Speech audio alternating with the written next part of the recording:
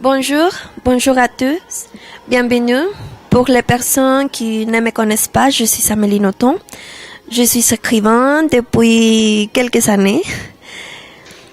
Je ne sais pas si vous connaissez mes livres, mais j'écris, croyez-moi. Je suis très heureuse d'être ici. Je suis aussi très contente d'avoir reçu votre invitation pour parler de la francophonie. Un thème que j'aime parce que, d'abord pour la langue.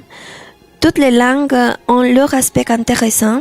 Elles sont liées à une culture. Moi, par exemple, je parle le japonais et c'est très joli.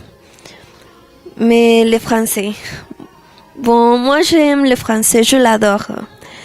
Les gens peuvent dire que ce sont des stéréotypes, mais j'adore penser que c'est une langue romantique qui a la force suffisante pour être l'une des plus importantes.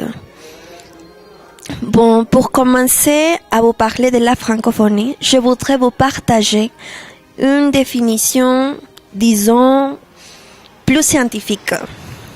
Comme on le sait, le terme est apparu vers la fin du 19e siècle. Mais qu'est-ce que ça veut dire? On l'utilise pour décrire les groupes de personnes et de pays qui utilisent le français pour communiquer dans leur vie quotidienne. Comme moi, je suis aussi partie de la francophonie. Et vraiment, le français est très important. Je ne veux pas vous ennuyer avec des termes et des chiffres, mais je considère qu'il est essentiel que nous, les francophones, connaissions notre langue pour pouvoir l'aimer. Parce que comment on pourrait tomber amoureux de quelqu'un ou quelque chose qu'on ne connaît pas? C'est très difficile, n'est-ce pas? Donc, on doit au moins connaître les aspects les plus importants. Le français est une langue co-officielle ou officielle dans plusieurs pays. Il faut préciser que c'est la seule langue parlée sur tous les continents. Alors, pourquoi quand on écoute le mot français, on pense seulement à la France? C'est bizarre, n'est-ce pas? Mais je crois qu'il y a beaucoup de stéréotypes et quand on écoute le mot français, comme je viens de vous dire, on pense à Paris, à la Tour Eiffel, au musée du Louvre, c'est-à-dire à des lieux qui sont très représentatifs de la France. Alors, beaucoup de personnes ne connaissent pas toutes les régions et tous les pays qui font partie de la francophonie.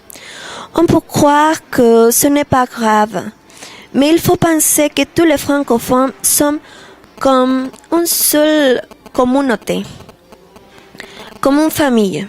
Mais comme les familles où le père, à cause du travail, est âgé, éloigné de sa femme, et quand de leur fils est loin aussi parce qu'il est parti pour pouvoir étudier dans une grande ville, par exemple. Mais en fin de compte, ils sont toujours une famille.